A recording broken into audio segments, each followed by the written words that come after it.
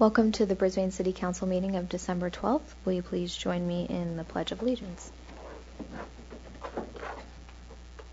I pledge allegiance to the flag of the United States of America and to the republic for which it stands, one nation, under God, indivisible, with liberty and justice for all. Roll call. Please note for the record that all council members are present. Report out from closed session. Council met in closed session to address potential litigation and a claim that had been filed. No action was taken. Direction to staff to follow up. Thank you.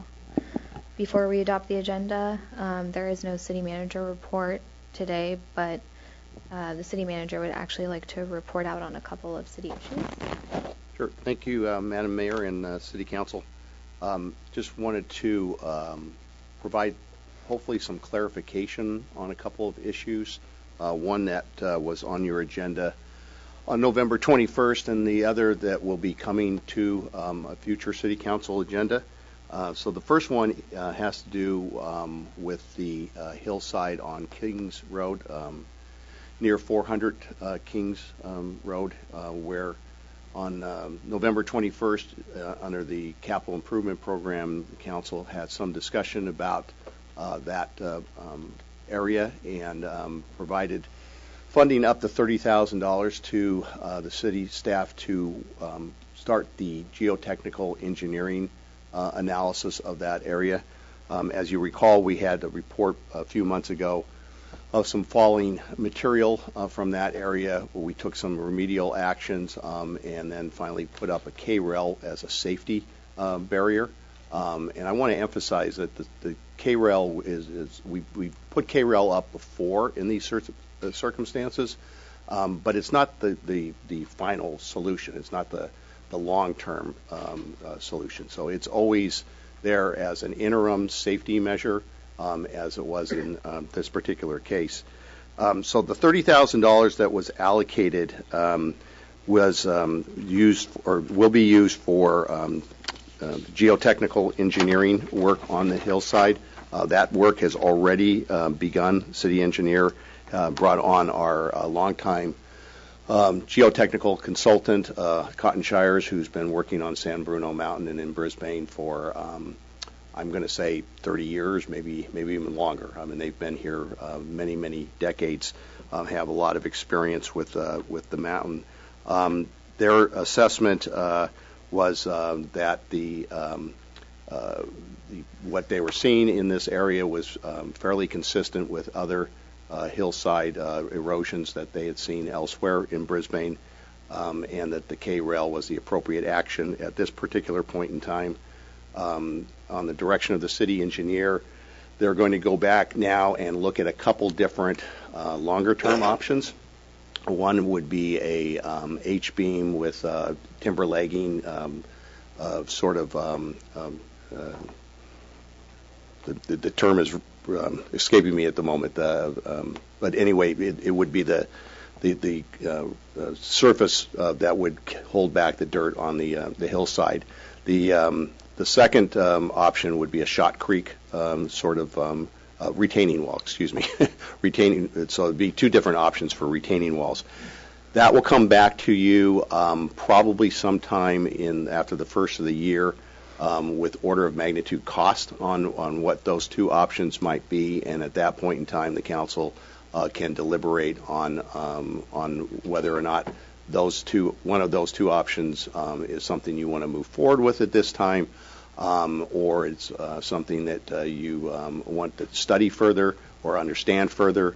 You may want to send it back to a council subcommittee. Those are all options that you've used on various sorts of capital projects over the years. Once a project type is identified, then the city engineer will work with the geotechnical engineer and put together the project design. And then from there, bid specifications will be developed, and that will actually then appear back on a city council agenda at some point in the future. And at that time, we would have a city engineer's cost estimate on the project, and that would then be put out to bid. The process for the engineering and doing the engineering design and having an engineered license on the design, and then the bid specifications, those are all customary city processes, and more importantly, they follow state code and state law for how you engineer and how you do public projects. Once a bid is put out and a low bid, a responsible low bid is identified and brought forward to the council, the city council would then review that, approve that, allocate the funds, and then the project timeline would be developed with the project construction company. And then at that point in time, we would have a better sense of just what the time frame would be. So those are kind of the steps. And maybe that wasn't really clear the other night when you allocated the money, but those are the kind of the next steps in the normal process. The second issue that just want to kind of address in a very general sense, because this is an item that will be on a future city council agenda, and it has to do with the cannabis regulations. As you know, you've had a council subcommittee looking at the land use aspects of that. It made some recommendations to the full city council. You had a discussion about it and then referred that to the planning commission. I think when the subcommittee looked at this and when the council had this discussion, the idea was to try to look at a variety of different areas in town in which retail cannabis operations might be appropriate, kind of throw a wide net over the community, because Brisbane, as we all know, doesn't have a really traditional retail corridor. We have some retail areas, but we don't have things that just are kind of would be maybe more you'd see in other towns. So it may very well be that there are a number of areas in town, either the property owner isn't interested in moving forward, or the types of available space just don't make sense for that type of business. It's not enough. It's not big enough. It may not be in an area that would necessarily be appropriate in terms of, or not necessarily appropriate, but be attractive in terms of a business bringing in customers. All that would be looked at and reviewed by the city council in terms of the ordinance. The ordinance is a conditional use permit, so any particular application would come before the city council ultimately, or before the planning commission and the city council ultimately for approval. And that, so there's a couple of different processes that would take place in there. Again, this won't be on your agenda until sometime next year, probably early next year, and it will be fully noticed to the community and have an opportunity for people to come in and speak to it at that time. I asked the community development director maybe to just go over quickly what happened at the planning commission and what's coming forward to the council. Yes, thank you. Clay, I think you hit on a lot of the major points. In fact, there's only a regulation that any subsequent development would be subject to a discretionary use permit application that would be subject to review and approval at the planning commission and ultimately to the council upon appeal if it came to that. There were a maximum of 4. That was another standard that was imposed in the ordinance. That doesn't mean 4 will automatically be allowed. They're all subject to that discretionary process. So it's up to 4 citywide. Also, the Planning Commission did put limitations on a maximum within certain zones. For example, the Village, a maximum of 1 in that zone. Central Brisbane, or along Visitation, a maximum of 1 in that zone. They also restricted another zone along Southwest Bayshore that they were not recommending allowing any such businesses. So again, these are all sort of some of the details that will be presented to the council in your public hearing. It'd be the original staff recommendation, the Planning Commission hearing record, as well as all the public testimony. And we did receive substantial public testimony at the Planning Commission meeting, and that'll be provided to the council in the record. I'd be glad to answer any further questions you have. Thank you. Okay, so we're going to move adoption of the agenda. I have a note here that staff would like to pull item F. Would the council like to approve the agenda with that amendment? I make a motion to approve the agenda with removal of item F. On consent calendar. On consent calendar. I'll second that. All those in favor? I'll second that. All those in favor? Aye. Aye. Okay, that brings us to oral communications number 1. And these are for items that are not on the agenda. And I have 2 slips here. One is for an item that is on the agenda, and one is not. So I'll call now Mary Rogers.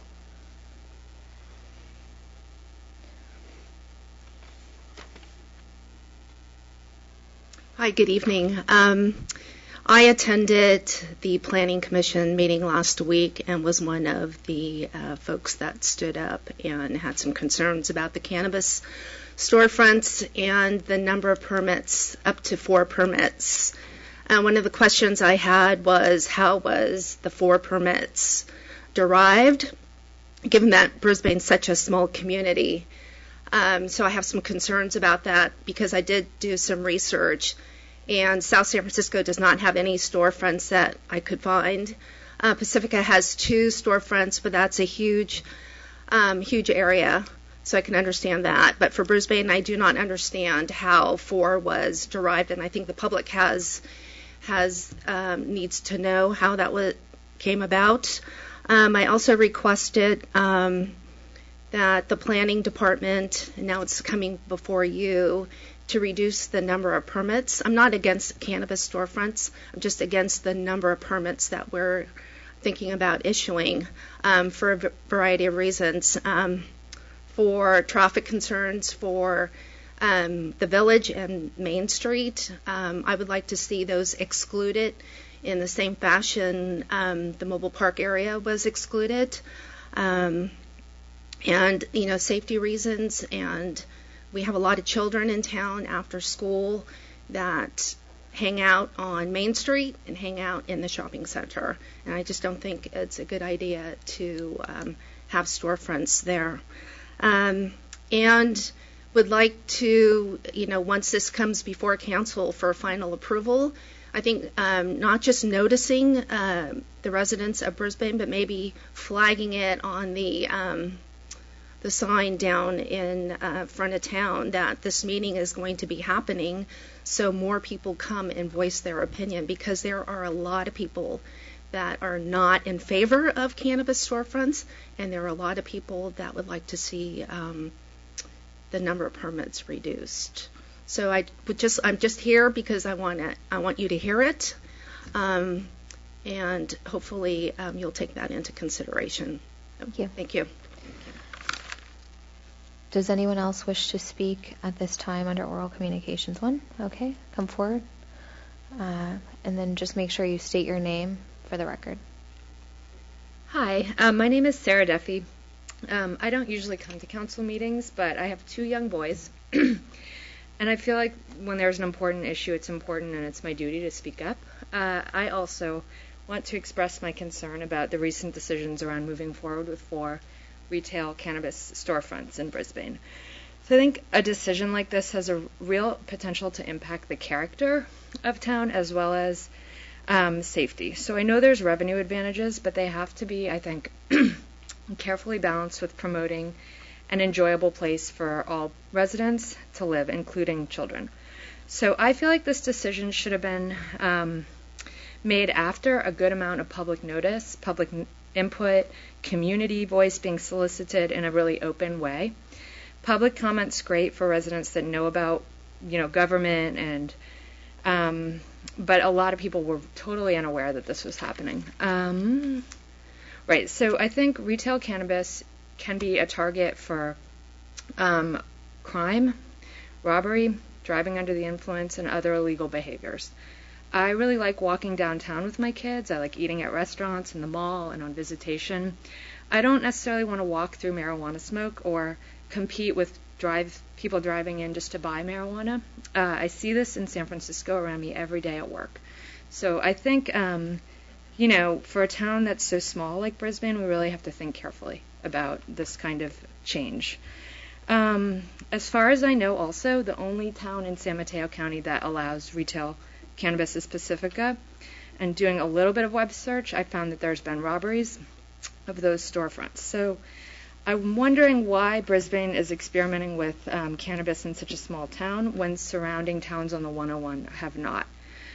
So I really encourage the City Council and the Planning Commission to initiate more of a public process to solicit resident feedback on if they want retail cannabis, how much retail is acceptable, and in what locations.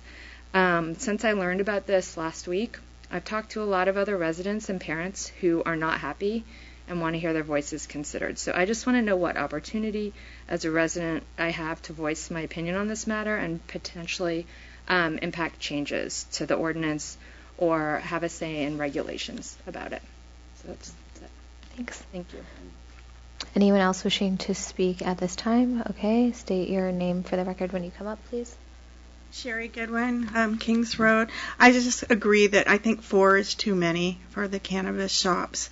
I'm not against having one, but I mean, we're a small town. We don't have a gas station. We don't have a drugstore. We have one grocery store. We have one bank. And I just think 4 is really disproportionate to the number of other businesses that we have here. I don't want Brisbane to be the marijuana destination for the Bay Area. So I hope you will think about reducing them to maybe 1 or 2. I also have a question about the plan line for right-of-way P119. That was heard before the Planning Commission to extend the right-of-way, which would allow a lot of homes to be built in the acres. It looks like it would pave the way for that. And that was, I'm just wondering, where are we at with that in terms of public input and in the city? Can anyone answer? We cannot respond to any comments that aren't agendized. Okay. But staff, I'm sure they're nodding back there, so I'm sure they're happy to I just don't know where we're at. It was heard before the Planning Commission. There were a lot of people that were very upset about more buildings going up on a crumbling hillside. And the Planning Commission, as far as I know, did not take action. And so I'm just concerned about that. Okay, thanks. Okay, planning will respond. It was continued off calendar at the Planning Commission, so it'll be renoticed. Staff's doing more analysis based on the public comment we received, and it'll be subject to additional public hearing in the future. No date set yet. Thank you. Okay. Hi there, Prem Lal, Brisbane resident. And essentially, I'd just like to reinforce some of the things that have already been said. First of all, with regard to the Brisbane acres, I would like to know if there is going to be any correlation between the $30,000 that's being paid for the kind of reinforcement of the crumbling hillside and the proposed Brisbane Acres project. So that's something I think should be commented on at some point. Secondly is the dispensary issue. I also think that 4 is excessive. Perhaps 1 or 2, but not 4. And then thirdly, I have something that I'd like to submit with regard to the subject of short-term rentals. So I'm going to submit that now. Thank you. Okay, anyone else wishing to speak under Oral Communications 1? Okay, seeing no hands, we're going to move to the consent calendar. Do I have a motion to approve items A through E and G? So moved. Second. All those in favor? Aye. Does staff want to discuss item F or? Yes. The city council gave direction to staff to work with the Police Officers Association to bring back a tentative agreement when we were here last July.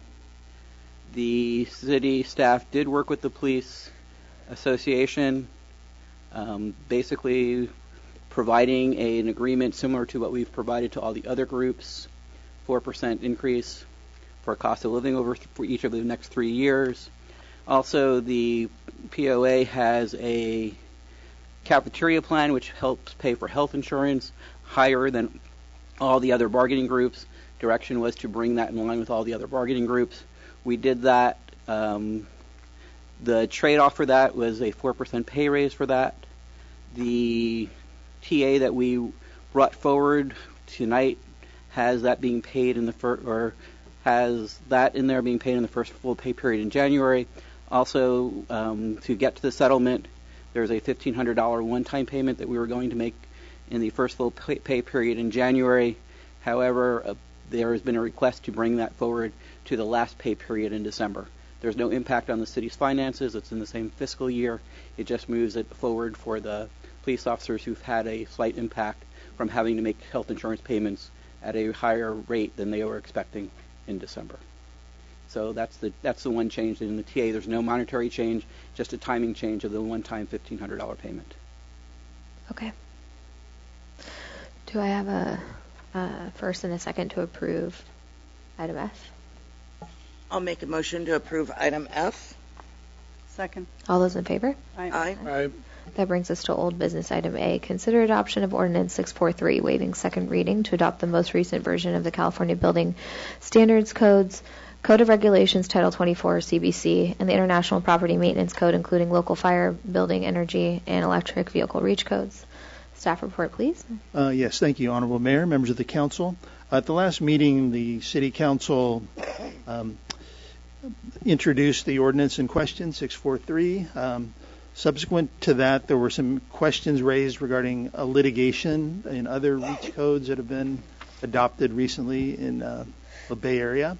And upon doing some further research on that, staff's making a couple minor recommended changes, really in two categories. One, the original ordinance as drafted had several exemptions that were included related to allowing single-family residences to have gas for cooking and fireplaces.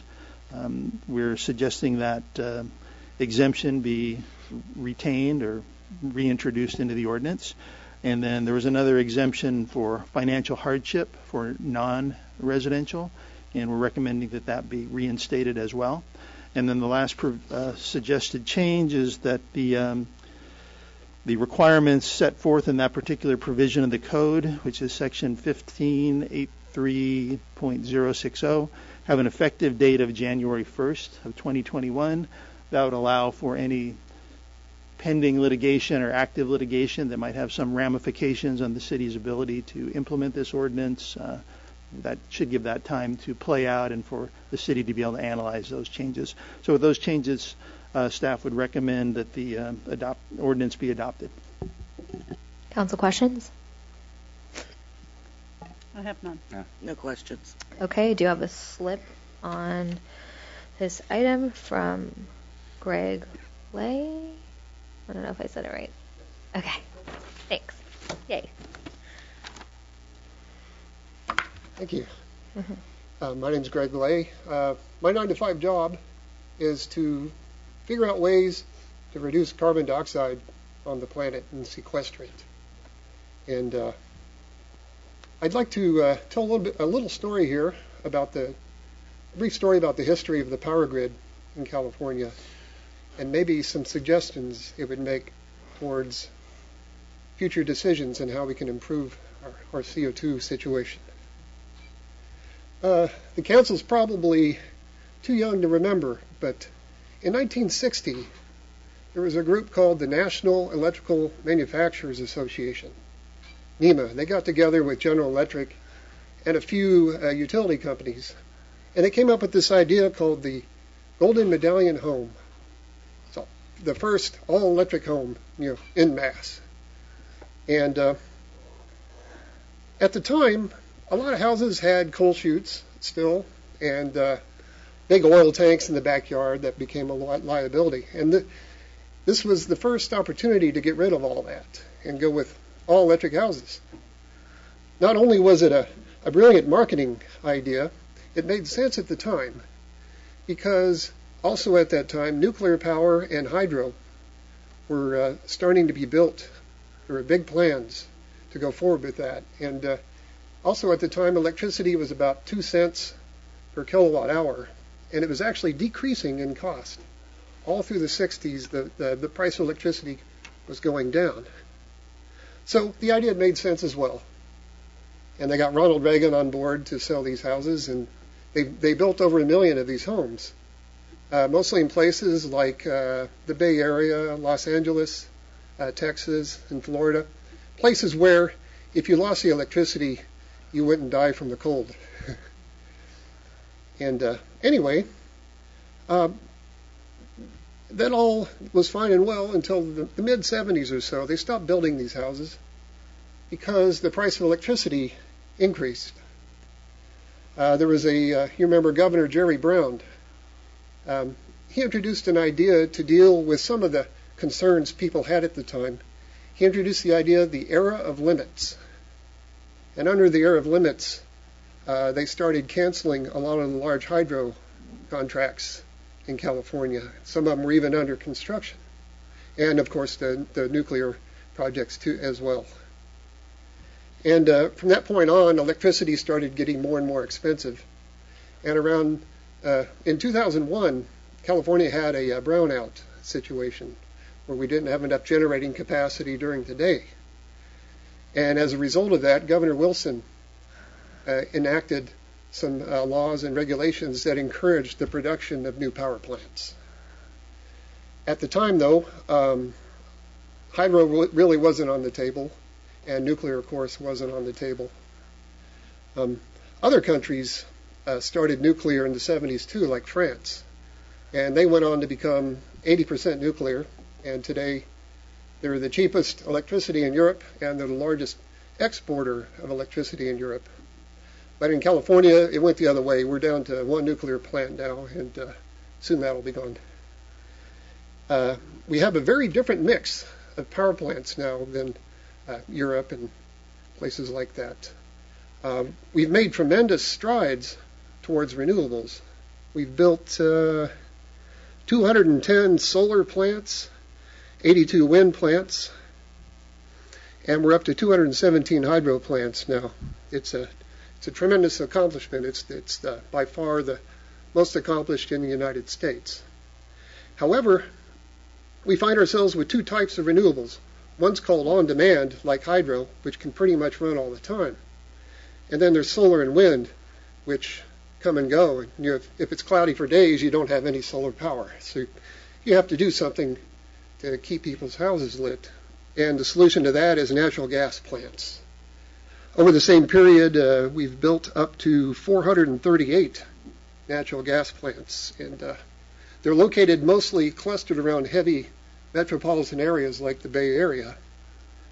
So our, what we call the prime power mix for the Bay Area is about half natural gas, 18% hydro, 14% solar, and 7% wind. Now, a natural gas plant has an inefficiency. That is, it loses about 35 to 50% of the energy converting the gas to electricity, and that's just Carnot efficiency, and there's nothing you can do about it. So if you have to ask, is the idea of an all-electric house a good thing? And it can be if it's in the right place, if it's powered by the right forms of electricity. If you're all hydro, like in Washington State, it's a great idea, because if you switch your natural gas loads over to electric, now they're being powered by hydro. In the Bay Area, you have to be very careful, because if we switch electrical loads or natural gas loads like heating and cooking over to electricity, those are going to be powered by natural gas plants that are much lossier than the stove was originally. And you could have the effect of producing more CO2 than if you'd stayed with a natural gas stove. And it's especially tricky in the Bay Area since we have a lot of solar power. During the day, we have so much solar that other power plants have to shut down. But at night, there's no solar at all, and all of the natural gas plants kick up to full somewhere around 6, 7 p.m., and they run that way throughout the night. So if you take your natural gas heat and run up and instead use electricity all through the night, it's mostly being powered by natural gas, although through a less efficient medium. And we end up with more CO2 instead of less. So I'd like to ask the council to consider the numbers for the Bay Area in particular, not national numbers, when deciding whether or not and when we should convert to all electric homes. It's right now it doesn't look good. However, in the future, when we have more storage capacity, we can take that energy from the daytime and use it at night. Then it makes sense. And that's one of the reasons the state hasn't gone full bore with the gas ban yet, because they're waiting for the grid storage to come up to speed. Thank you. Thank you. Yes? Sure. Clay, can we get confirmation of that information just for our edification? We can attempt to, sure. Thank you. Okay, anyone else wishing to speak on this item? Come up to the mic.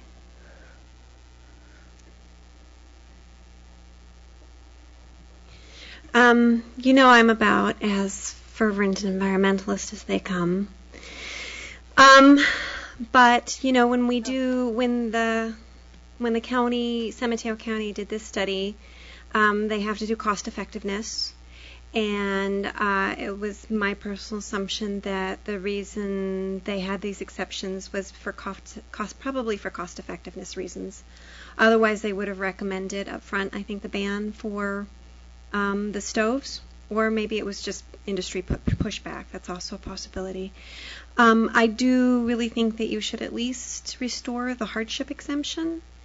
And if you're going to take away all of these exemptions for the natural gas, I would like you to, I think I hinted last night at the end of last meeting when everybody wanted to go home and nobody was listening, including I wasn't listening to myself, that you should take away the exemptions for the solar, because what you don't want to do is create a situation where you're requiring people to build all electric homes but not requiring the solar to back that up.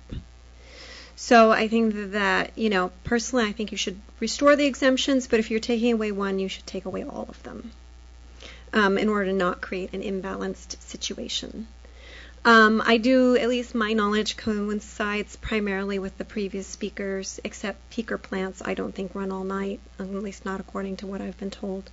But yes, we do have peaker plants that come on in the evening that are natural gas fired, to deal with what they call the duck curve, which is the dip in solar when there's still a lot of businesses running, a lot of commercial running, but there are also people coming home and turning on their things, so you have this kind of late peak in demand that we didn't used to see, but that we are seeing now. And then we have those gas peaker plants.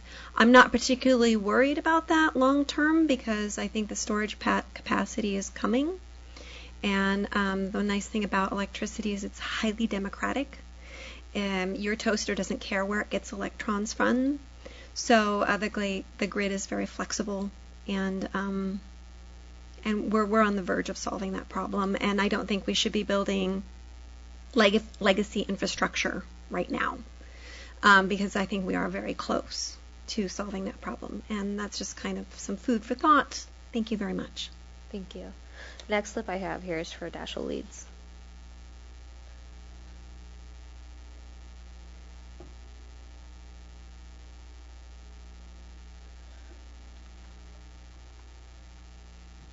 Hello, my name is Dashiell Leeds. I'm a conservation assistant for the Sierra Club Loma Prieta chapter. I'd like to ask you to do a couple things. First is, please do not delay the code. Time is really of the essence here. We are in the middle of a climate crisis, and quite frankly, we can't afford to be building more gas pipelines into the ground. Also, please remove the exemptions for residential cooking and for commercial kitchens. This is a huge cost benefit for developers to avoid building these gas lines. And of course, every gas line we build is a huge tragedy, as it will emit what's called fugitive emissions. So natural gas lines, as they're pressurized underground, have fugitive emission leaks anywhere from 2 to 8%. And when these leaks are factored into the overall picture, it actually makes gas, in terms of greenhouse gas emissions, just as dirty, if not worse, than coal. So this is something that's really serious. And if we can avoid building these lines entirely, that's a huge victory. I think these lawsuits are an intimidation tactic. I think they're baseless.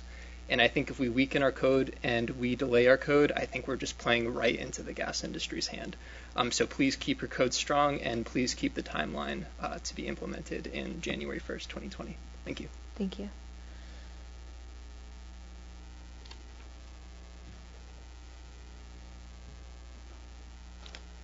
The slips are pouring in. Okay. Next I have Diane Bailey.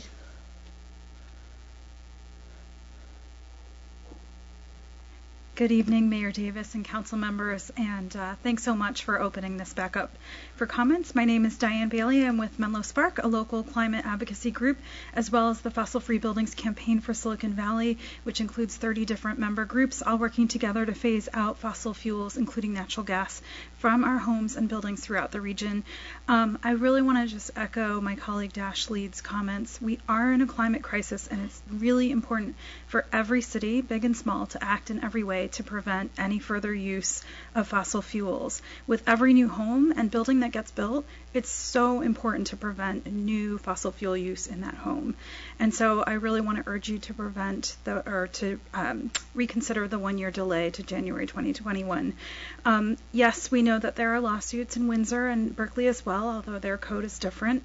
But we just can't be intimidated by the gas industry. They know that their days are numbered, and these codes actually protect our public health and safety, as well as phasing out fossil fuels for a safe climate future for our kids.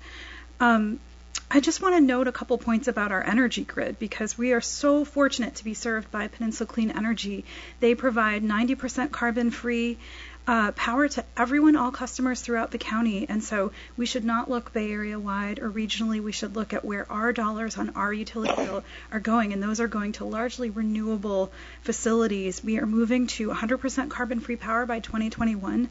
The entire state of California is moving in that direction and will be carbon-free by 2045. And the next step that we're looking at is adding significant energy storage capacity to deal with power outages, to deal with the lack of solar over nighttime. Peninsula Clean Energy is investing millions of dollars, and every new renewable investment they make, they will include energy storage capacity. So I think that's important to keep in mind, not to plan for yesterday's grid, but to plan for today's clean power and the future of clean power that includes energy storage. Thanks so much. Thank you. Okay. Robert Whitehair.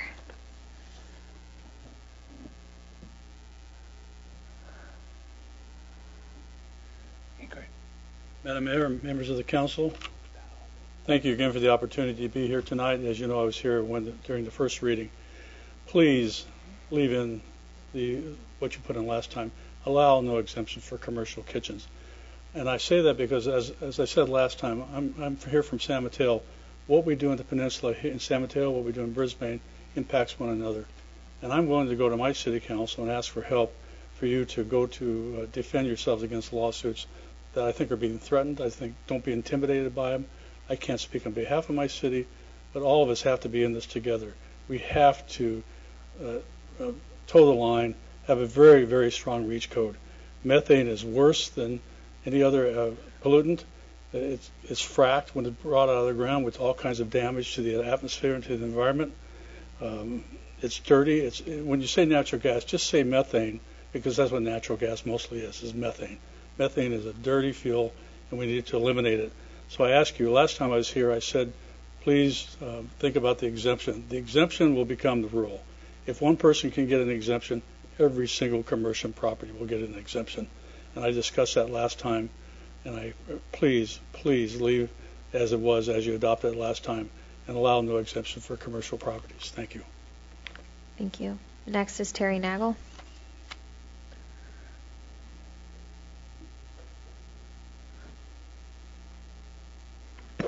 So good evening, Madam Mayor and council members. You all look very nice tonight. I wanted to first thank you for your extraordinarily brave action in providing leadership in the benchmarking ordinance for commercial buildings. That is, tracking the energy and water use over time so that people can begin to understand what their usage is. I think that's fabulous. As far as I know, it is unique in this county, and you are to be applauded for that. But I did want to urge you not to have exemptions and also to enact your ordinance sooner, especially as you will see other cities are following in suit, and you will find that a lot of these threatened lawsuits fall apart, we believe. I wanted to call your attention to two recent articles. One was published in the New England Journal of Medicine on December 4th. It's called The False Promise of Natural Gas, and it points out that gas is associated with health and environmental hazards and reduced social welfare at every stage of life. It says gas is a much more powerful driver of climate change than is generally recognized. As much as 4% of all gas produced by fracking is lost to leakage. And as Robert said, that is the same as methane. Another article that came out just today in the New York Times is talking about the fact that methane is a very loosely regulated substance, and it's difficult to detect. What the New York Times reporters did was they went to West Texas and they used sophisticated instruments to detect methane leakage.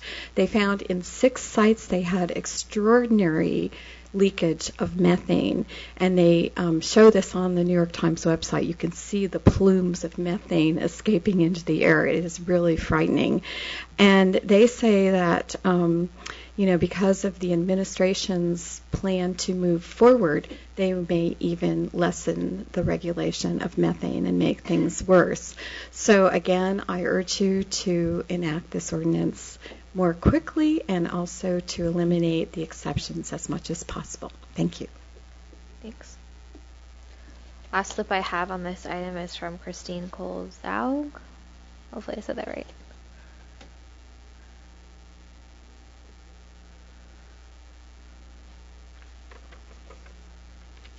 Good evening, Mayor Davis, esteemed council and staff and public. So my name is Christine Cole-Zaug, and I'm the Executive Director at Sustainable San Mateo County. We are a local, long-standing nonprofit here in the county, and our vision is a sustainable future for everyone in San Mateo, for us, for our kids, for our grandkids. So we'd like to applaud your city for your continued leadership, and really demonstrated by the strong benchmarking ordinance. And however, I too would like to join my colleagues and ask you to please not delay, because time is of the essence. We have had a recent County of San Mateo climate emergency declaration. The time to act is really now. It's been exciting to see the surge of action and through the pending lawsuits, and so it's really, a concern. But as others have stated, we believe that there is no ground to these lawsuits. And I will want to say that the train is leaving the station, and so you want to be on that train. You don't want to lag behind. And then we at SSMC are also very pleased to announce that we are having a special Reach Award category at our yearly awards ceremony next spring to celebrate all our municipalities like Brisbane that, have been leading with courage and intent.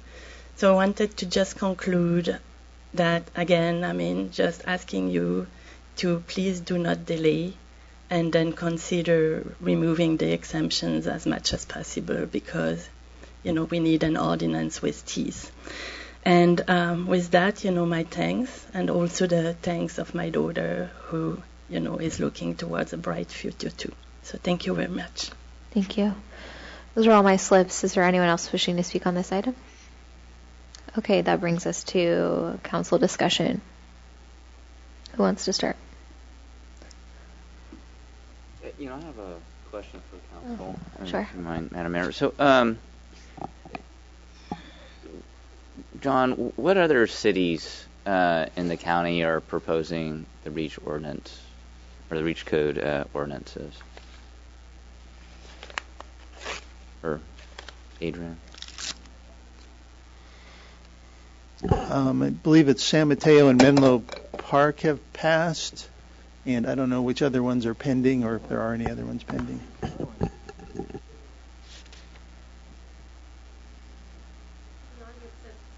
As John noted, San Mateo and Menlo Park have already passed. In fact, just yesterday they were approved by the CEC. A number of other cities, including Burlingame, Redwood City, and the county, are also looking at ordinances. I don't know that those have come forward yet, and I'm sure there are many other cities that I am forgetting, but those are the ones that I am aware of off the top of my head. Okay, all right. And Tom, I know that you've made the recommendation to have a 1-year hold, but the council at any time could bring it back and adopt it sooner, correct? If that was the council's pleasure. Yeah, the concern at the end of the last council meeting, spoken to briefly, was liability from the suits. Essentially, what I recommended is if you have the discretion back in, you're in the middle on the code options, and the difference would be deferral of the effective date. I should note that before we made that recommendation, we asked about pending applications in the city to see what that would mean. Were we going to have 8 buildings come online that suddenly were not covered? And in fact, the only pending applications... Tom, can you speak up a little, please? The only pending applications are, and I actually don't know if it's officially pending, the only planned application at the moment for this current time that would be impacted potentially is Sierra Point, and that would be a life sciences building. I don't think it's been officially... There's restaurants there, though, correct? I don't think the application's in. I'm looking at John. Well, the south side campus is already permitted, so that won't be at play. There is one site, the Phase 3 project at the northwest corner, and they may or may not be subject to this code cycle or the next code cycle, depending on their submittal. Okay. That's the one I was thinking of, so it's not in yet. Okay. All right, thank you. That was it. Okay. Did you have something you wanted to say? Nope, no questions, just discussion. Okay. Go ahead. You want to start? I think that while it's really important to have strong codes and to work on climate change as rapidly as we can, I don't really want to put the city at risk for litigation. We've been down that road before, and so I would recommend that we enact the code the way it was originally written and put an expiration or an implementation date of January 2021. Anyone else? Yeah, at the last meeting when we discussed this, I was pretty excited that we were moving forward with a fairly aggressive position, in regards to eventually trying to eliminate natural gas in Brisbane, and doing it in a responsible way. However, those lawsuits are real, and I agree with Councilmember O'Connell that we need to take that seriously. We've had issues with litigation in the past, and that's difficult on any city. I think our intentions are good, and we are moving in the right direction. Maybe not as quickly as some of you would have liked, but I think eventually, we're going to get there. The big development on the horizon is the Baylands, and that's some time from now.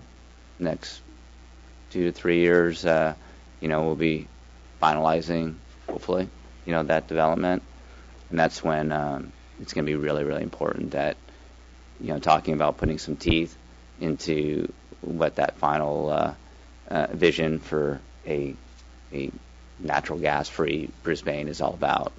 So at this time, if that's your motion, Councilmember O'Connell, it is a motion. I would second that.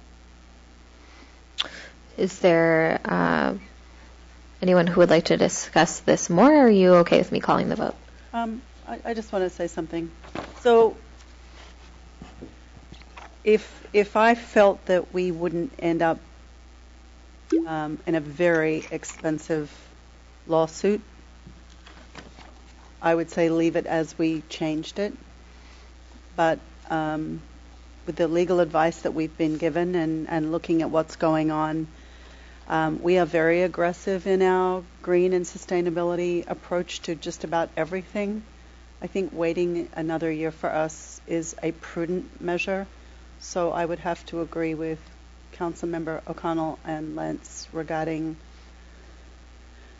being a little more prudent in this and going with what we've decided to do. Thank you. I agree. Okay, thumbs up. All right. I just had to say that. Okay. All right. All those in favor?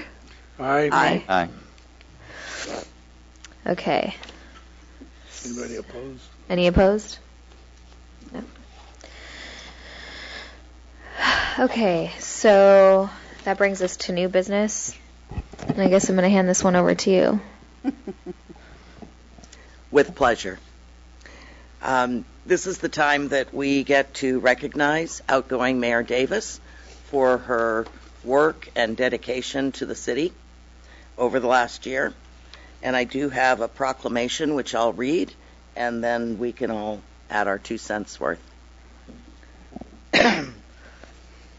So this is a proclamation of the City Council of the City of Brisbane, recognizing Mayor Madison Davis for her service to the City of Brisbane from 2019. Whereas Madison Davis served as the Mayor of the City of Brisbane from December 6, 2018 to December 12, 2019, making her the youngest female mayor in Brisbane's history to date. And whereas she is highly skilled incorporating citizen feedback into decision-making and in developing solutions that appeal to a broad range of perspectives. She's advocated on behalf of Brisbane on a regional and statewide scale, bringing her personal history as a lifelong resident of Brisbane to the forefront of discussions. And whereas, during her year as mayor, she presided over numerous city council meetings, held office hours for members of the public, sponsored workshops and public events to better inform the public of important city issues. And whereas she spent many hours working to solve issues and explore new projects for council consideration as part of her work in numerous council subcommittees and county assignments, including the following: the Brisbane Emergency Services Council, Peninsula Clean Energy Board of Directors, Association of Bay Area Governments, the Brisbane Baylands Community Advisory Group, the League of California Cities, North County Fire Authority Board of Directors, Fire Service JPA. She sat on the Affordable Housing Subcommittee, the Airport Noise Subcommittee, the Baylands Subcommittee, the School City 2x2 Subcommittee, the Education Ad Hoc Subcommittee, State Relations Ad Hoc Subcommittee, the History Subcommittee, the Public Arts Advisory Committee, the Cannabis Issues Ad Hoc Committee, the Luna Film Festival Ad Hoc, Star City Music Festival Ad Hoc. She was the liaison to the Park and Rec Commission, the Home for All Council workshops, and the Public Information Technology Subcommittee. It was a lot of meetings. A lot of city council. We should give her more. Doing great. No. And whereas in her tenure as mayor, she hosted many citywide events, making important milestones. She unveiled the Castaños Canyon raccoon sculpture, making Jimmy's return home, and took part in the ribbon-cutting ceremony for Caliva, the city's first delivery-only retail cannabis business. In the spring, she welcomed us all to the Creating Community Together, Baylands Community Conversations hosted by the city in partnership with Home for All, a community collaborative addressing housing challenges to San Mateo County. This past October, she received, on behalf of the city, the Platinum Level Beacon Award by the Institute for Local Government for Brisbane's exemplary voluntary efforts to reduce greenhouse gas emissions, save energy, and adopt policies that promote sustainability. One of her final acts as mayor this year was lighting the festival tree at the city's 33rd Annual Festival of Lights. And whereas her leadership in public art, beautification, and economic development will make lasting, positive impacts throughout the city, with the assistance of the newly formed Public Art Advisory Committee, a muralist has been selected by Mayor Davis and Council to paint the quarter pipe wall at the skate park. She also spearheaded capital improvement projects that will improve our city streets, trails, after-school programming, facilities, and signboards. Whereas she is a champion of diversity, acceptance, and inclusion for all, she raised the Pride flag for the first time in Brisbane's history in celebration of Pride Month. She also hosted the city's inaugural Luna Fest, a film festival celebrating and championing women filmmakers. She raised $30,000 for academic scholarships for women, which was the highest grossing amount raised in the history of Luna Fest to date.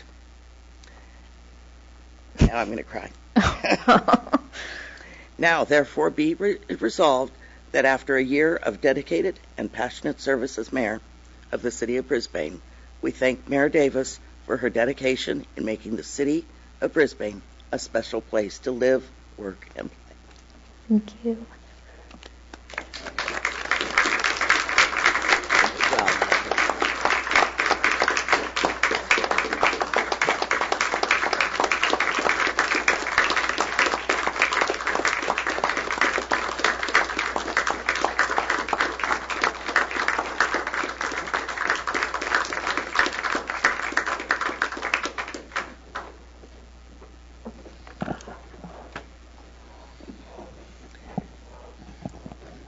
I will say that this has been a pleasure of mine to serve with you, and that I really considered letting you do it for another year because you were just so good at it. Thank you.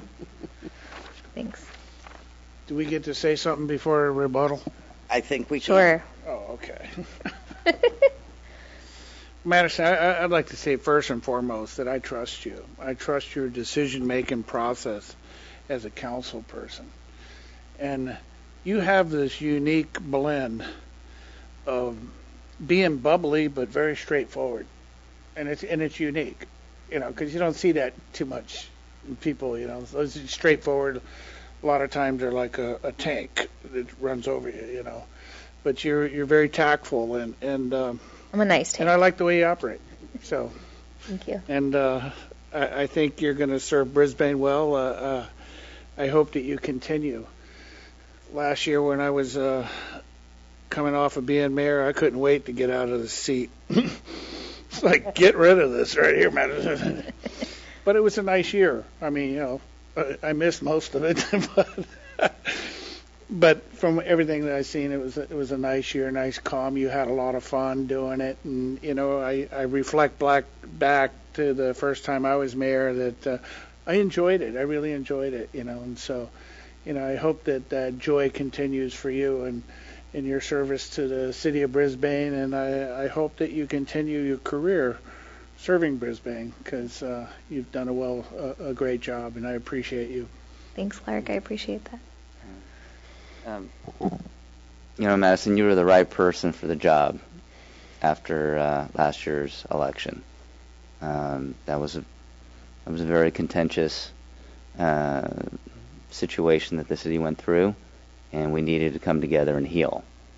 And when you're the mayor, you're the face of the council, right? You're the person that people look to when they have questions, and your ability to reach out to all stakeholders in our city to say, hey, we need to come together.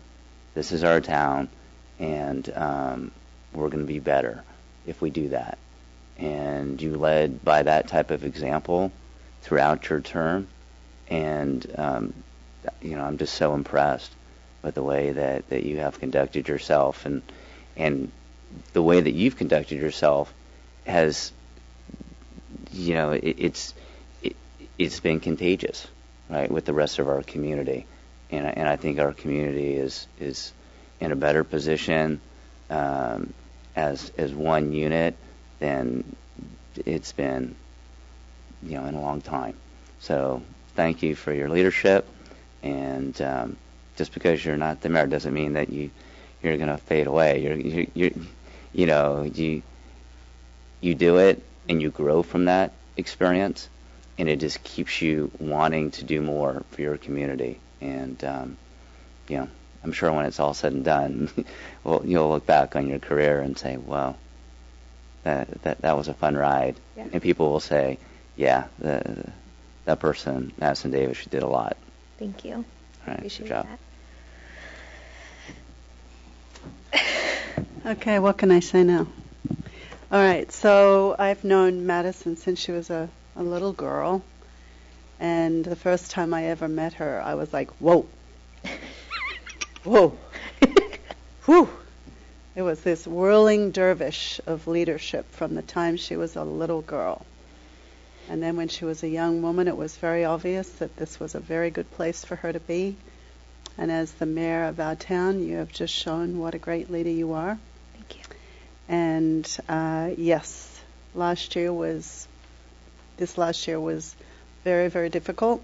You helped drive us together through a very difficult time, and that is the true nature of a really good leader. So, thank you. Pass the gavel and see you on the other side. Yeah. Passing the gavel to you. Oh my gosh, so nice.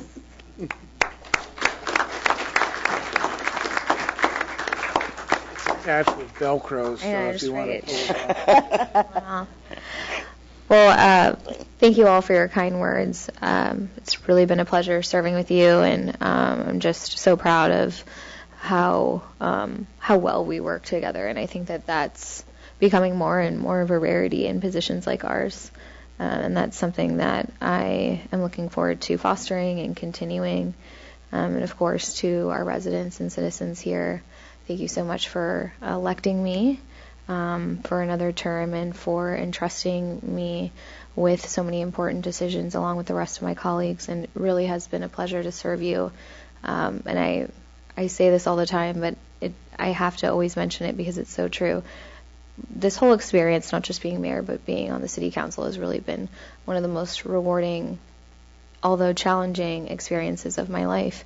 And I wouldn't trade it for anything. I just really love the work that I do, and I love Brisbane so much that being able to dedicate so much of my time to the city that I call home is really a privilege that I don't take lightly. So thank you so much, and thank you to our city staff who keeps me on it and reminds me all the things that I need to say or places I need to be. As you all heard, I have a lot of subcommittees, so they help me manage all those things, and always great support and answering questions and just giving me information. So thank you so much. Okay, let's go ahead and move on. Unless we could take a picture after with all these things, right? Yeah, we'll do that at the break. So that brings us to item number B, which is adoption of resolution number 2019-62, adopting the County of San Mateo's certification of votes and declaring results of Measure B at the municipal election held on November 5th, 2019. Move adoption of resolution number 2019-62. Adopting the County of San Mateo certification of votes and declaring results of Measure B in the municipal election of November 5th, 2019. I'll second that. All those in favor? Aye. Aye. Staff doesn't need me to read what the results are.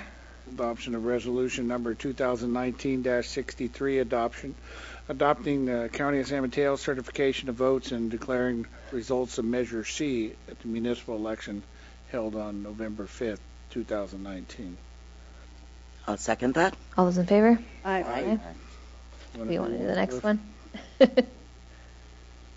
Go ahead. Okay. You're on a roll. Move adoption of resolution number 2019-64, adopting the County of San Mateo certification of votes and declaring results of Measure E at the municipal election held on November 5th, 2019. I'll second. All those in favor? Aye. Aye. You want to do one? I'll do one. Well, I'll read it and then someone. I'll second this one. Okay. Adoption of resolution number 2019-65, adopting the County of San Mateo's certification of votes and declaring results to fill 2 3-year term council seats at the general municipal election held on November 5th, 2019. Second. All those in favor? Aye. That brings us to administration of oath of office of newly elected council members. Scintillating election. Make it official.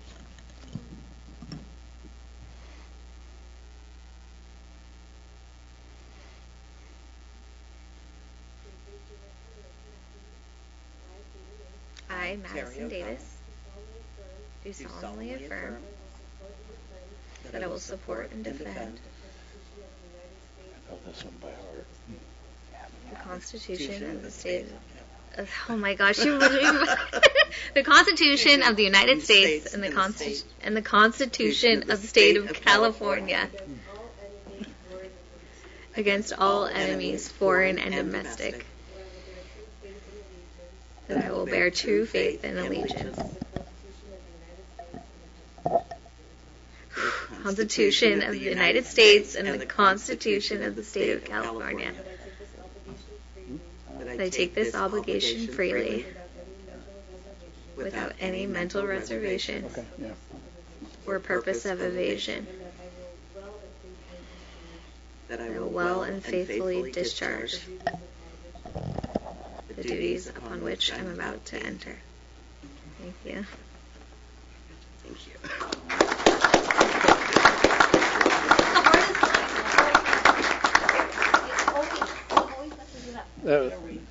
That was the toughest part of the election.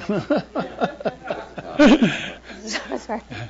So now it's the election of new mayor and mayor pro tem.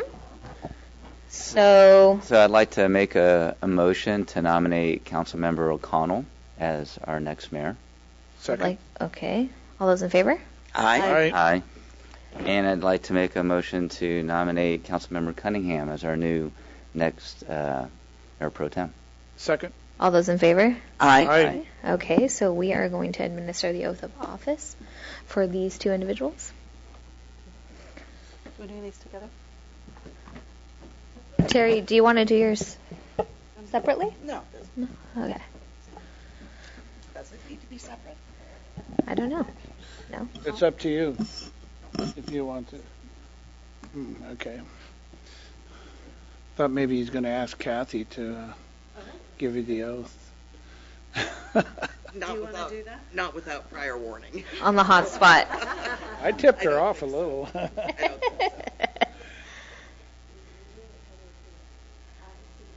I, Terry O'Connell, do solemnly affirm that I will support and defend the Constitution of the United States and the Constitution of the State of California against all enemies, foreign and domestic,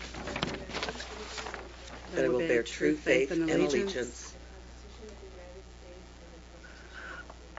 to the Constitution of the United States and the Constitution of the State of California, that I take this obligation freely, without any mental reservations or purpose of evasion, and I will well and faithfully discharge the duties upon which I'm about to enter. Thank you.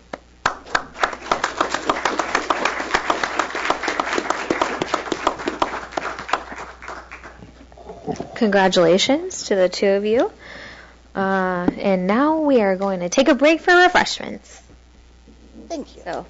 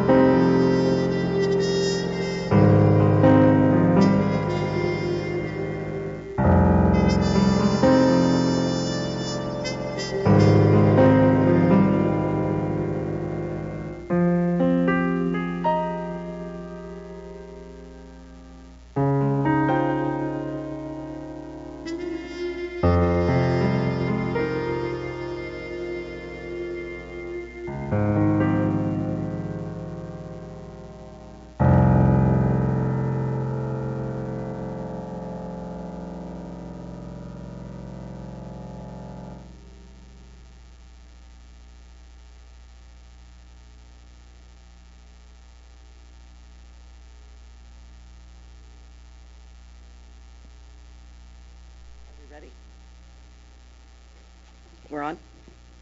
Thank you. Welcome back from our break.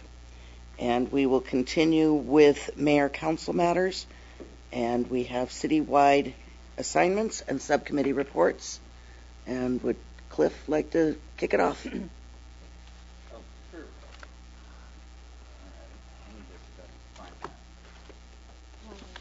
right, so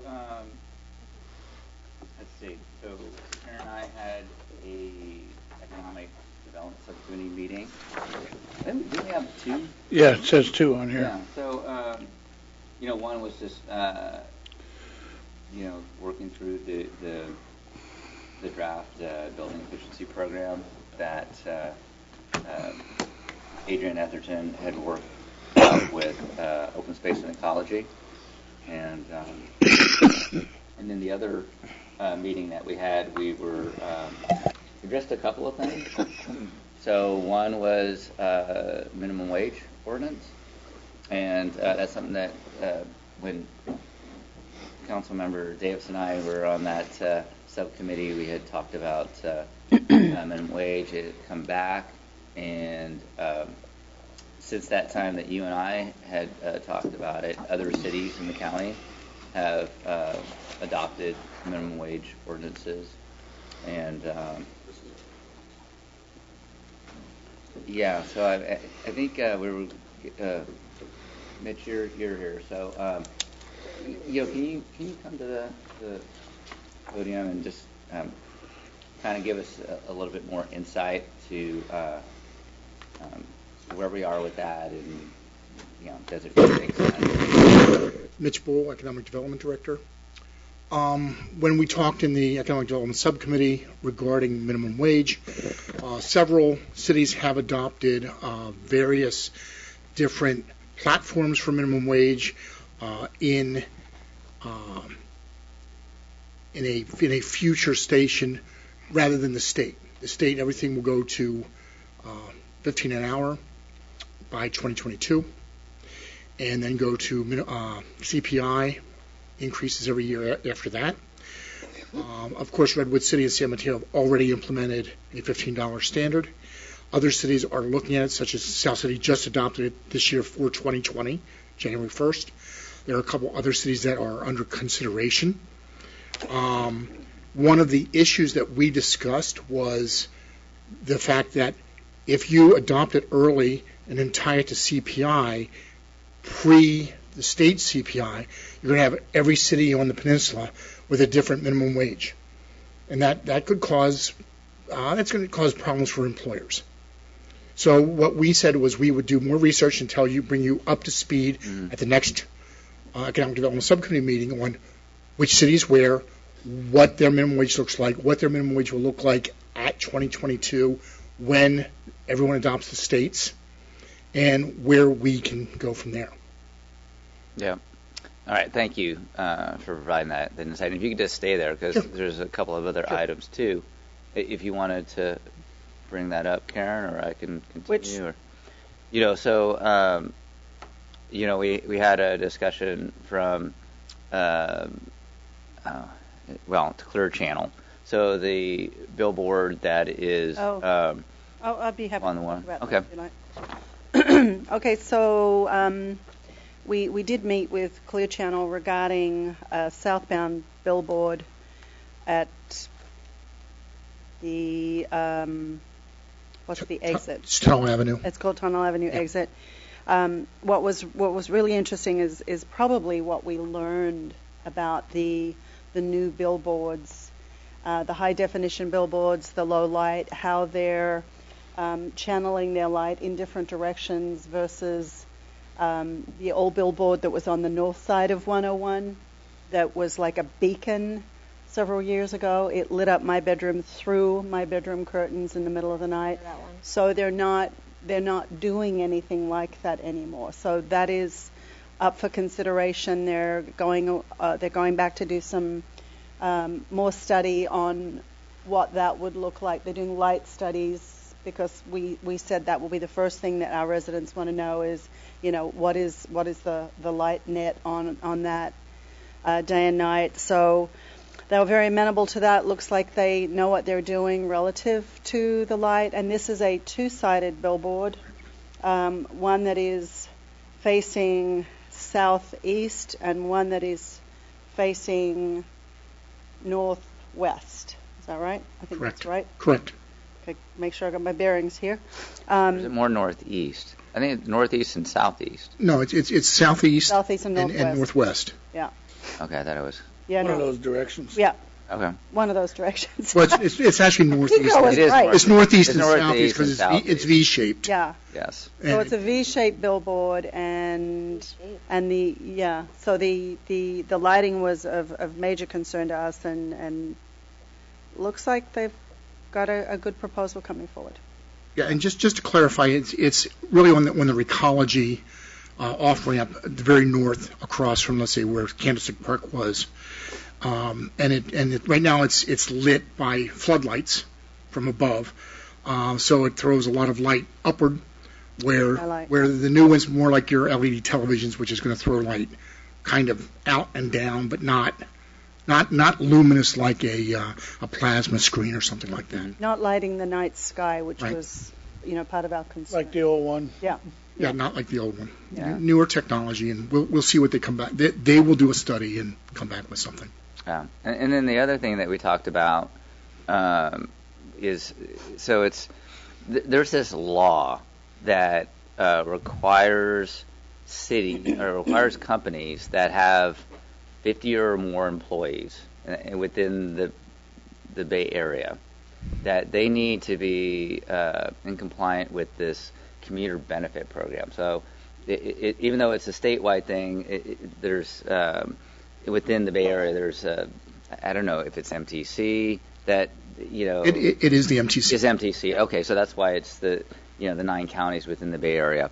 So they are required to have this commuter benefit program for their employees.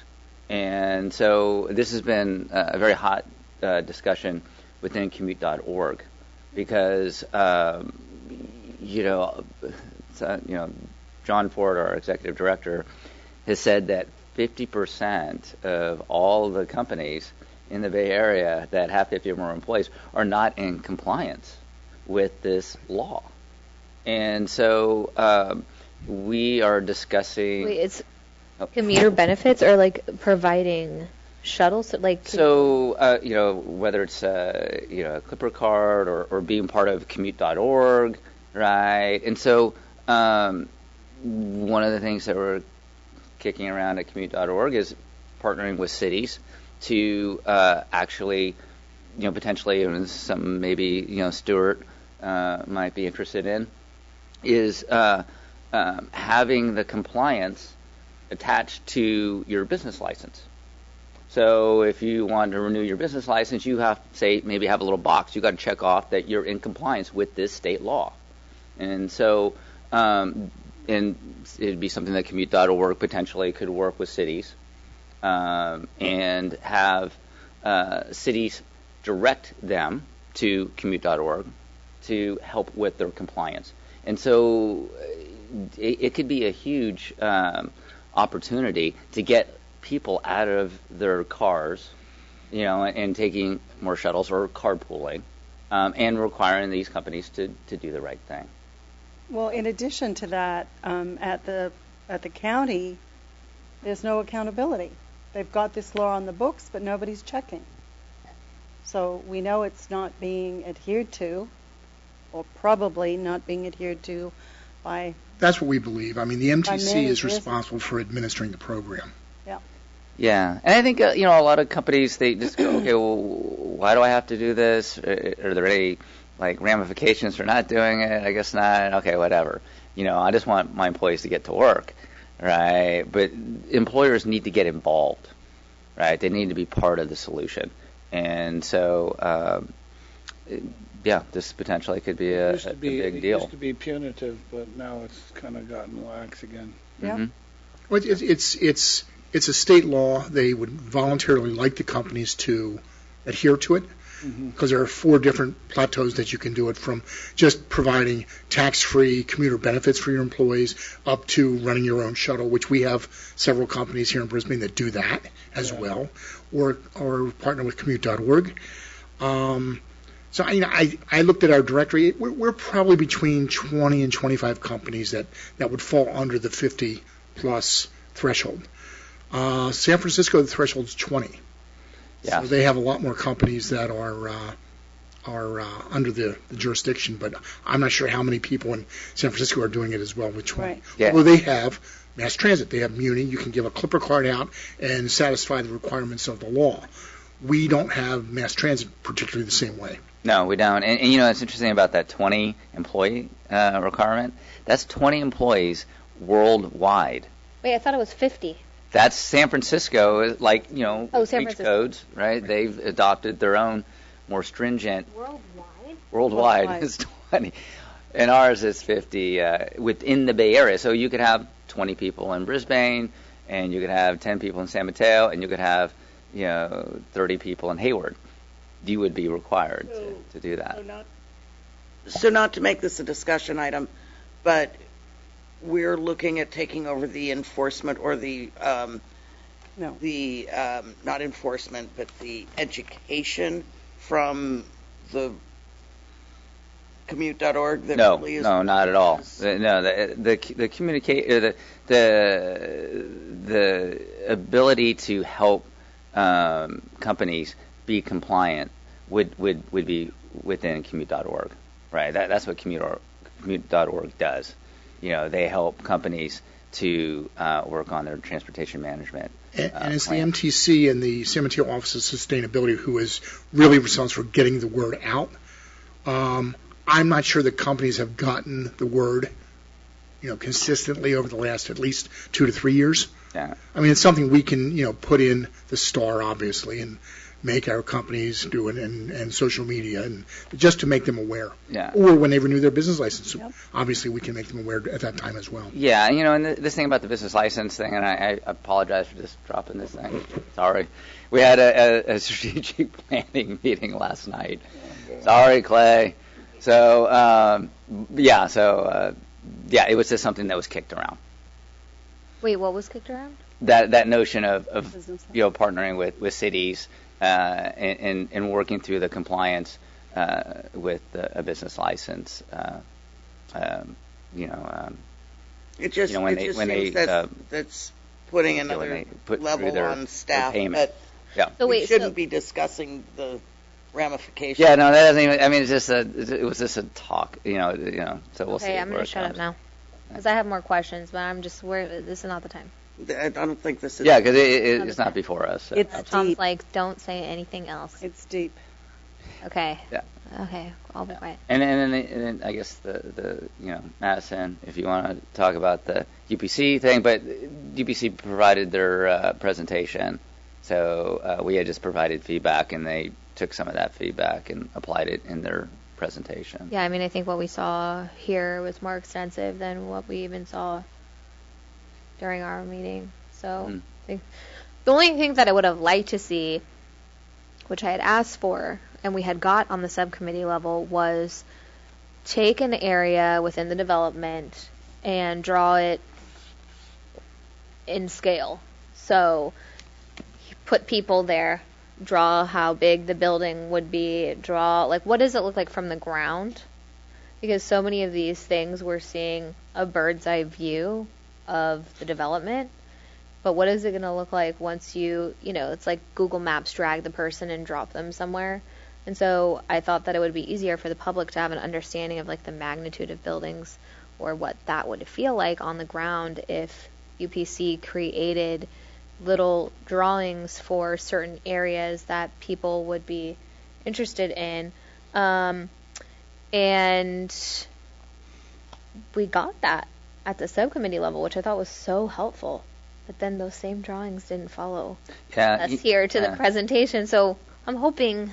Well, I hope that I think the technology is out there. I mean, I haven't seen it, but, one just has to assume that they should be able to take buildings that are similar in scale to what they are proposing and have a photo of that building, and then seeing it from eye level, right? I think that's really, really important for the community and us to really understand what is the density that we're talking about. When you're so high up and you see these just generic blocks, it's just like, okay, it's hard to gauge the scale. But then if you have like a real building and now you're at eye level, or you see the mountain, like Ice House Hill next to those buildings, now you get a better understanding of what type of scale and density you're looking at or going to experience, once build out occurs. Sure. So that's it. That's it for you. That's it. No subcommittees? Even if I had one. You'll let one of us handle it. Okay. Sorry. Madison? I left my list over there. So I don't know. I have a here. lot, but I left my list back where I was sitting. Thank you. I probably stole it. Okay, we had a cannabis issues ad hoc subcommittee. We really, once the vote was passed for cannabis taxes, we needed to sit down as a subcommittee and kind of determine what those taxes would look like. And cannabis businesses are different, and the way that you tax them would be different because their margins are bigger or smaller depending on their business operations. So like distribution has very low margins because you're essentially just charging people to keep something in a certain place or move it out of a certain place, versus if you had retail, then they're marking the product up and the margin is much bigger. And so we sat down and we met with other people in the cannabis industry who came and gave their suggestions, and we feel like we have different rates for each sort of business type that we can bring forth. We're going to be bringing that forth to the rest of the council. Is there anything you want to add about that? No, I think that was enough for this committee. We met regarding Luna Fest and talked about really some exciting changes for next year. We talked about how we're going to price it. We also talked about having like a larger VIP pre-party, which would last an hour as opposed to 30 minutes like it did last year. Cliff Bar has a band that we could book for, I believe, for free. And so they would potentially be able to play music before the event and it break into an after party. So after Luna Fest, if people want to stay and like dance and listen to music, that would be available. And we also talked about getting banners for visitation because we don't have live at Mission Blue, unfortunately, anymore. And there were typically banners at that time along visitation noticing that event. So we thought that to replace those, we might get Luna Fest banners. And then we also had Public Art Selection Committee. We met with the artist Galen Smith, who we selected. He submitted his mock-up for the skate park. I actually I loved it, and it uses a gradation of colors, which is really interesting, and it's definitely tries to mix in different elements of Brisbane and things that are important to us. And so we gave him a lot of feedback about what we liked or areas that we thought could be improved. And so he will go back to the drawing board, so to speak. And I thought you loved what he presented. It's so nice going back to the drawing board. Well, we did like it, but there's some areas where like the colors are really dark, and so you couldn't see like the detail as much. And so it goes from very dark to a lot lighter and brighter. And so when we thought about how we could brighten up one side, or there's a lot going on one end and not as much going on the other end. So we just had feedback about that. And then there's the inclusion of people in the mural. And so we had a discussion about do we think people should be on it? Should those people be representative people that live here? Should they kind of be more abstract people? They're all children, so should some of them be seniors or adults, teens? So just things like that. And so he's going to come back with some edits. But it could go up tomorrow the way it is, and I think it would be great. Yeah. He came into town 5 different times, 3 hours at a time, and sat at the skate park soliciting feedback from people coming by. And what was interesting was even the skaters who talked to him mentioned very little about the skate park. They talked more about the community and the community values and what people in Brisbane like about our community. And from the young skaters, that was kind of an unusual thing that he got right at the beginning. He was talking about that. That he expected these young people to be talking more about skating and the skate park and whatever, and it was more, we love our mountain, we love the Mission Butterfly, we love all the flora and fauna, and he even said that was really interesting, not what he had expected, and he expected it from other members of the community, but the young kids were just as passionate about the sense of community and that's nice, and maintaining our small community feel, etc. So it was a really great meeting. Do you have does anyone else have anything else? I have, I did an airport roundtable meeting, and probably the most exciting thing was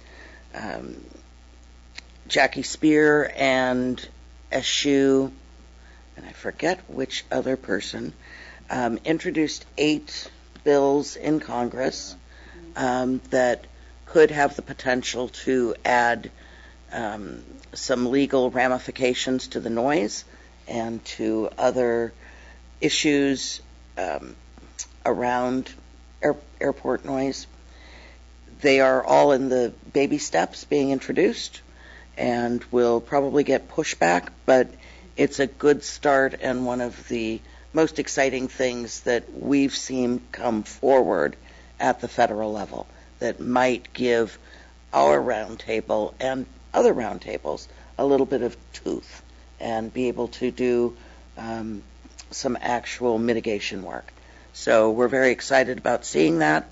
And then I was solicited to head up a committee, or to be on a committee to look at the portable airport noise monitors.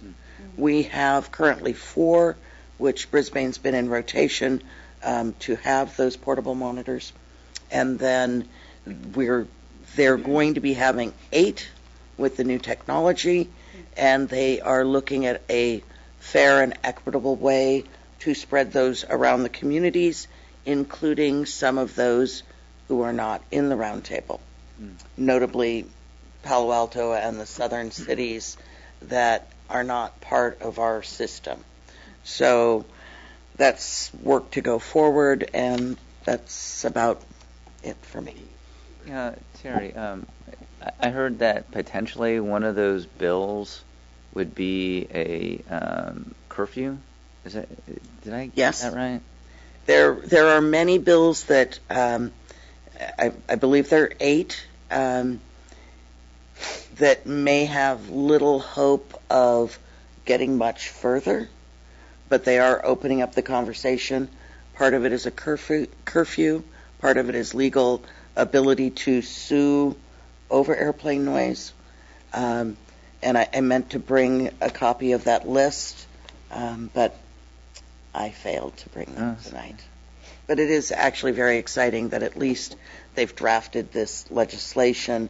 They've worked really hard on getting the language right, and they are going to be proceeding over the next year, 2, 3, to get it enacted. Yeah, no, exciting times at the round table. Yes. Finally, some movement. Well, we'll see if that's really the case.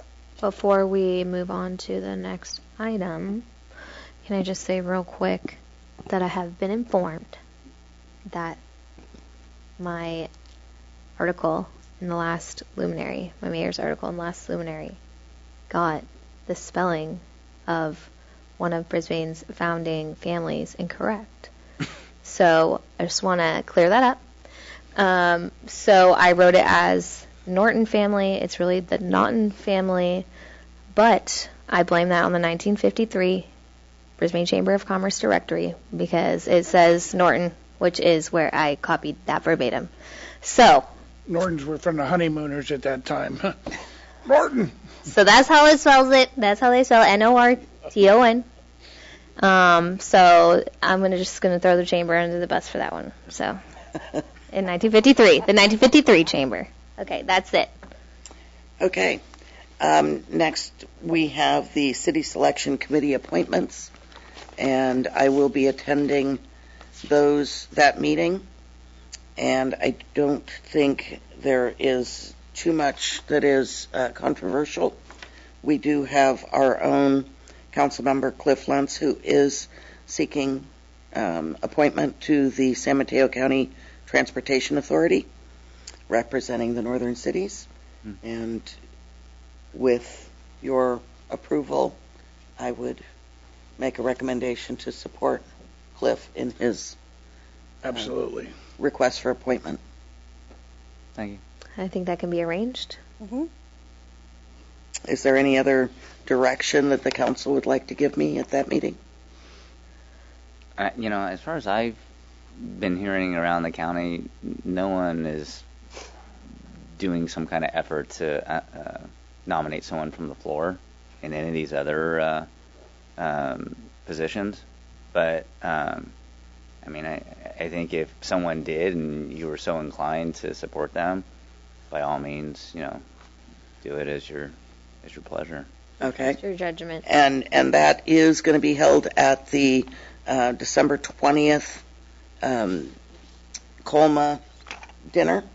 Are any of my colleagues going to that? I'm going. Yeah, I'll be there. Are we all going? I'm not. No. Man, I thought we had a full house this year. Yeah. Sorry, I gotta kind of pick and choose what I attend now. Okay. And, That is the funnest one. I know. Except for ours. I know. Except for. Yeah. We didn't put that in your list of accomplishments. Oh, yeah. That's okay. You did a great job hosting that. That was awesome. Thank you. So then we have written communications. And we did receive correspondence from Jim Listener on November 15th regarding red light and ticketing. Jason Noonan on 11/25 regarding Kings Road safety. Alwyn Warfel on 11/27 regarding zoning application text amendment RZ 319.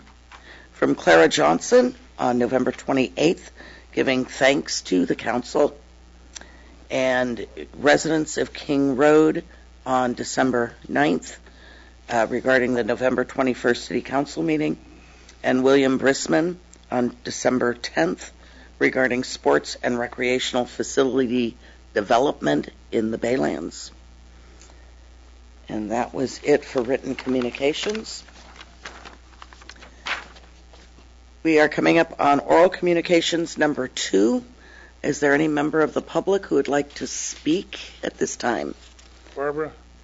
I'm seeing no hands, which means I would take a request for an adjournment. So moved. Second. All those in favor? Aye. Aye. Happy holidays. Yes.